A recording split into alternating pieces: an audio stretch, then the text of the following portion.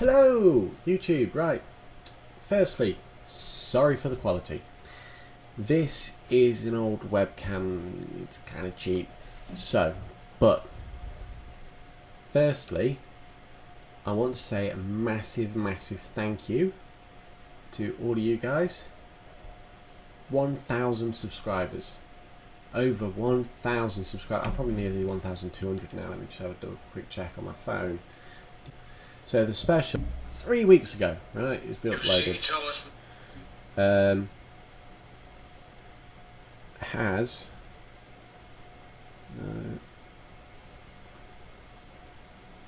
right. The special has 36,774 views in 3 weeks, and I'm on exactly 1,200 subscribers. Mind blown. I honestly am surprised that I am that far ahead. So thank you guys so much. So as a treat, and as something else at the same time, I'm gonna read you something. So I don't know if you know, but SIF, Soda Island Forums, is having a massive change over their website, and I've been selected to help out with that. I'm not going to say how exactly yet, but they are looking for some people to read some of the old annuals, some of the stories from the old annuals, and there's some really good ones and some really bad ones. So as a treat, I'm going to give you public viewing of my application. This not going to be edited down. It might be edited down. Don't know yet. See how well I do. But not just one story. I'm not going to read just one story. I'm not going to just read one book. I'm going to read two. So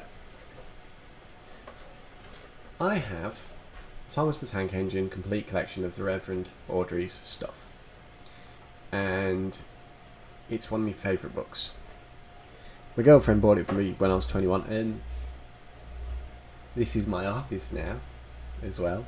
Anyway, so the first one I'm going to read you, it's Duck and the Diesel Engine. Dear friends, we have two visitors on our railway. One of these, City of Churro, is a very famous engine. We were sorry we had to say goodbye to him. The other visitor was different. I do not believe, writes the Fat Controller, that all diesels are troublesome, but this one upset our engines and made Duck very unhappy. The author. Domeless engines. A special train arrived one day and the Fat Controller welcomed the passengers. They looked at everything in the yard and photographed the engines. Duck's driver let some of them ride in his cab. They're the Railway Society, his driver explained. They've come to see us. Their engines, City of Churro. He was first to go 100 miles an hour. Let's get finished, then we can go talk to him. Oh, said Duck, awed. Oh, said Duck, awed. He's too famous to notice me. Rubbish, said his driver. Come on. Duck found City of Churro at the coaling stage. May I talk to you? He asked shyly. Of course, smiled the famous engine. I see you are one of us. I try to teach them our ways, said Duck modestly. All ship shape and Swindon fashion. That's right. Please, could you tell me how you beat the Southwestern? So City of Churro told Duck all about his famous run from Plymouth to Bristol more than 50 years ago. They were soon firm friends and talked Great Western till late at night. City of Churro left early the next morning.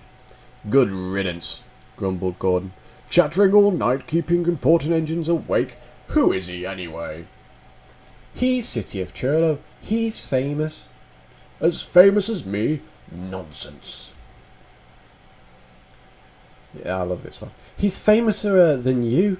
He went 100 miles an hour before you were drawn or thought of. So he says, but I didn't like his looks. He's got no dome, said Gordon darkly. Never trust domeless engines. They're just not respectable. I never boast, Gordon continued smugly. but 100 miles an hour would be easy for me. Goodbye. Presently, Duck took some trucks to Edward's station. He was cross, and it was lucky for those trucks they tried no tricks. "Hello," called Edward. "The famous engine, City of Churro, came through this morning. He whistled to me. Wasn't he kind?" "He's the finest engine in the world," said Duck, and he told Edward about City of Churro and what Gordon had said. "Don't take any notice," soothed Edward. "He's just jealous. He thinks no engine should be famous but him. Look, he's coming now." Gordon's boiler seemed to have swollen larger than ever. He was running very fast. He swayed up and down and from side to side as his wheels pounded the rails. "He did it, I'll do it. He did it, I'll do it," he panted. His train rocketed past and was gone. Edward chuckled and winked at Duck. "Gordon's trying to do a City of Churro," he said. Duck was still cross. "I should think he'll knock himself to bits," he snorted. "I heard something rattling as he went through." Gordon's driver eased him off. "Steady, boy," he said. "We aren't running a race." "We are, then," said Gordon, but he said it to himself. I've never known him ride so roughly before," remarked his driver. His fireman grabbed the brake handle to steady himself. "He's given himself a hammering and no mistake." Soon Gordon began to feel a little queasy. "The top of my boiler seems funny," he thought. "It's just as if something was loose. I'd better go slower." By then it was too late. They met the wind on the viaduct. It wasn't a gentle wind, nor was it a hard, steady wind. It was a teasing wind, which blew suddenly in hard puffs and caught you unawares. Gordon thought it wanted to push him off the bridge. "No, you don't," he said firmly. But the wind had other ideas. It curled around his boiler, crept under his loose dome, and lifted it off away into the valley below. It fell on the rocks with a clang. Gordon was most uncomfortable. He felt cold where his dome wasn't, and besides, people laughed at him as he passed. At the big station he tried to whoosh them away, but they crowded round no matter what he did. On the way back he wanted his driver to stop and find his dome, and was very cross when he wouldn't. He hoped the shed would be empty, but all the engines were there waiting. "Never trust a domeless engine," said a voice. "They aren't respectable." Pop goes the diesel. I like this one. City of Churro's visit made Duck very proud of being Great Western. He talked endlessly about it, but he worked hard too, and made everything go like clockwork. The trucks behaved well and the coaches were ready on time, and passengers even stopped grumbling. But the engines didn't like having to bustle about. "There are two ways of doing this," Duck told them. "The Great Western way or the wrong way. I'm Great Western and don't we know it," they groaned. They were glad when a visitor came. The visitor purred smoothly towards them. The fat controller climbed down. "Here is Diesel," he said. "I've agreed to give him a trial. He needs to learn. Please teach him, Duck." "Good morning," purred Diesel in an oily voice. "I'm pleased to meet you, Duck. Is that James, and Henry, and Gordon too? I'm delighted to meet such famous engines," he purred towards them. The silly engines were flattered. "He's very good manners," they murmured. "We are pleased to have him in our yard." Duck had his doubts. "Come on," he said shortly. "Ah, yes," said Diesel. "The yard. Of course. Excuse me, engines." And he purred after talking hard. "Your worthy fat Sir Topham Hatt to you," ordered Duck. Diesel looked hurt. "Your worthy Sir Topham Hatt thinks I need to learn. He is mistaken. We Diesels do not need to learn. We know everything.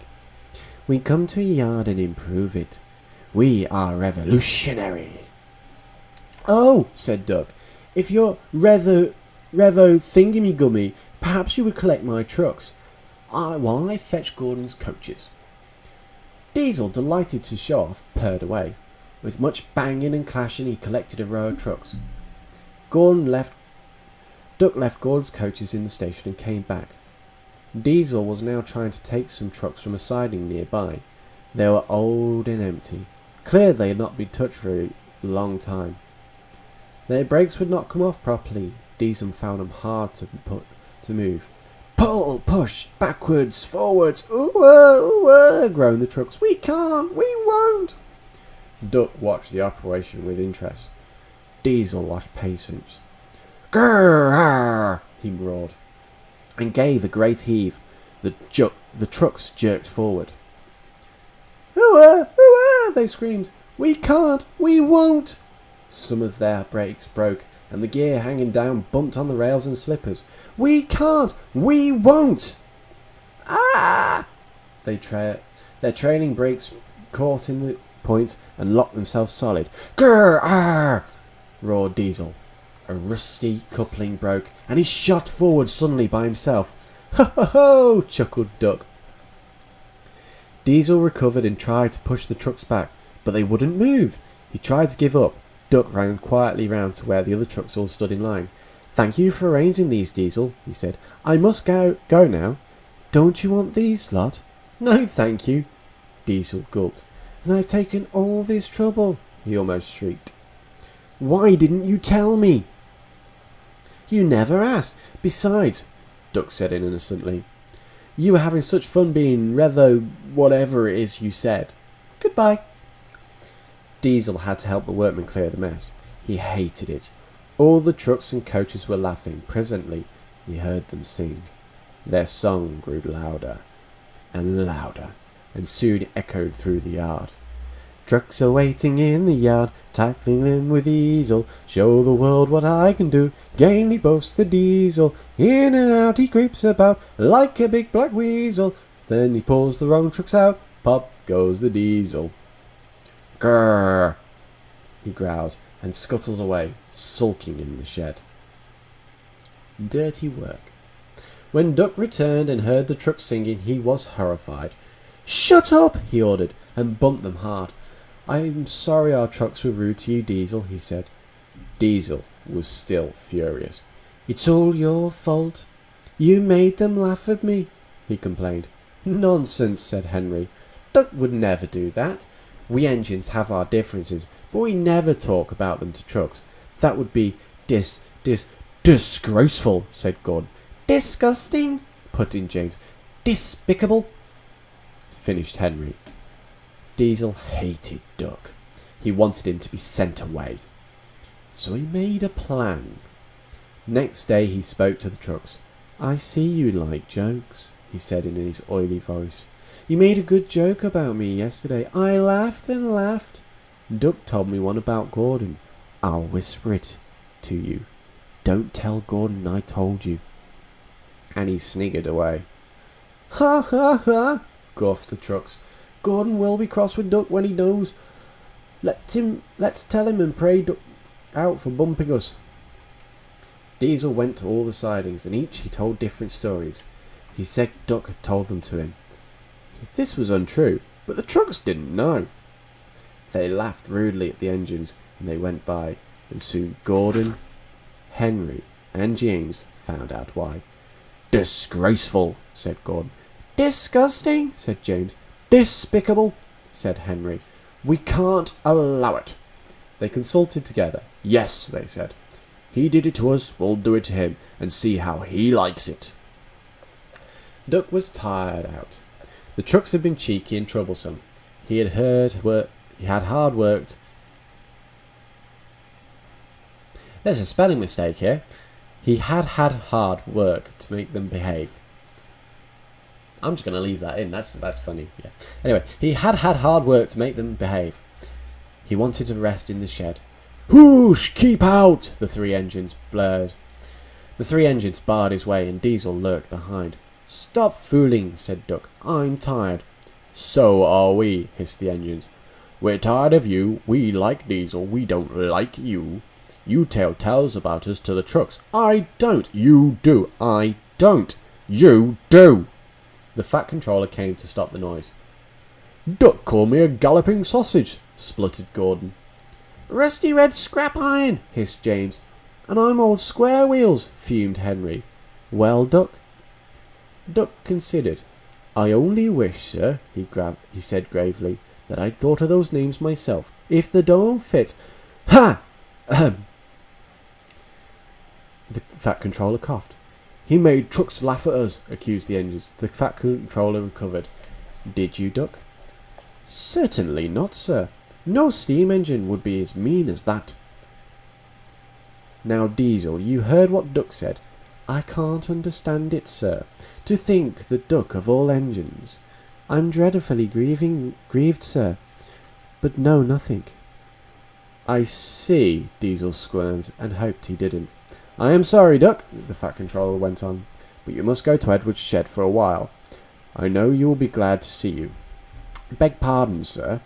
Do you mean now? Yes, please. As you wish, sir. Duck trundled sadly away, while Diesel smirked with triumph in the darkness. A close shave. So Duck came to Edward's station. It's not fair, he complained. Diesel has made the Fat Controller and all the engines think I'm horrid. Edward smiled.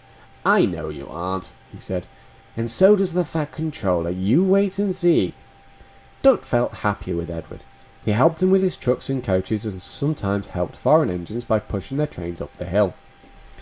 But Gordon, Henry and James never spoke to him at all. One day he pushed behind a goods train and helped it to the top. Peep, peep, goodbye, he called, and rolled gently over the crossing to the other line. Duck loved coasting down the hill, running easily with the wind whistling past. He hummed a little tube. Peep, peep, peep. That sounds like a guard's whistle, he thought. But we haven't a guard. His driver heard it too and looked back. Hurry, Duck, hurry! He called urgently. There's been a breakaway. Some trucks are chasing us. There were 20 heavily loaded trucks. Hurrah, hurrah, hurrah! They laughed. We've broken away, we've broken away! And before the signalman could change the points, they followed Duck onto the down line. Chase him! Bump him! Throw him off the rails! They yelled and hurtled after Duck, bumping and swaying and with ever-increasing speed. The guard saved Duck. Though the trucks had knocked him off his brake, he'd got up and ran behind, blows in the whistle to attract the driver's attention. Now what? Asked the fireman. As fast as you can, says the driver grimly. Then they'll catch us gradually. They raced through Edward's station, whistling furiously, but the trucks caught them with a shuddering jar. The fireman climbed back, and the van brake came on with a scream. Braking carefully, the driver was gaining control. Another clear mile, and we'll do it, he said. They swept round a bend. Oh, glory, look at that! A passenger train was just pulling out of their line from the station head. The driver leapt to his reverser. Hard on, full steam, whistle! It's up to you now, Duck, he said. Duck put every ounce of weight and steam against the trucks. They felt his strength. On, they yelled, but Duck was holding them now. I must stop them, I must! The station came nearer and nearer. The last coach cleared the platform. It's too late, Duck groaned and shut his eyes. He felt a sudden swerve and a slide, a shuddering and a groaning and a sliding. A barber had set up shop in a wooden shed in the yard. He was shaving a customer at the time. There was a sliding, groaning crash, and part of the wall caved in. The customer jumped nervously, but the barber held him down. It's only an engine, he said calmly, and went on lathering. Beg pardon, sir, gasped Duck. Excuse my intrusion. No, I won't, said the barber crossly. You frightened my customers and spoilt my new paint. I'll teach you, and he lathered Duck's face all over. Poor Duck. They were pulling the trucks away when the Fat Controller arrived. The barber was telling the workman what he thought. I do not like engines popping through my walls, he fumed. It's disturbing my customers. I appreciate your feelings, said the Fat Controller, and will gladly repair the damage. But you must know that this engine and his crew has prevented a serious accident. You and many others may have been badly hurt. The Fat Controller paused impressively. It was a very close shave, he said. Oh, said the barber. Oh, excuse me. He ran into his shop and fetched a basin of water and washed Duck's face. I'm sorry, Duck, he said. I didn't know you were being a brave engine. That's all right, sir, said Duck. I didn't know that either. You are very brave indeed, said the Fat Controller kindly. I'm proud of you. I shall tell City of Churro about you next time he comes. Oh, sir! Duck felt happier than he'd been for weeks. And now, said the Fat Controller, when you've mended, you are coming home. Home, sir? Do you mean the yard? Of course. But, sir, they don't like me. They like Diesel. Not now, the Fat Controller smiled. I never believed Diesel. After you went, he told lies about Henry, so I sent him packing. The engines are sorry and want you back. So when a few days later he came home shining with new paint, there really was a rousing welcome for Duck, the Great Western Engine. I thank you very much for sitting with me for 41 minutes, Jesus, and listening to me read those stories. Like I said, they are my favourite stories of the Railway series. Thank you again for 1,200 subscribers. We literally hit the 1,000 mark days after the special came out, and I was over the moon.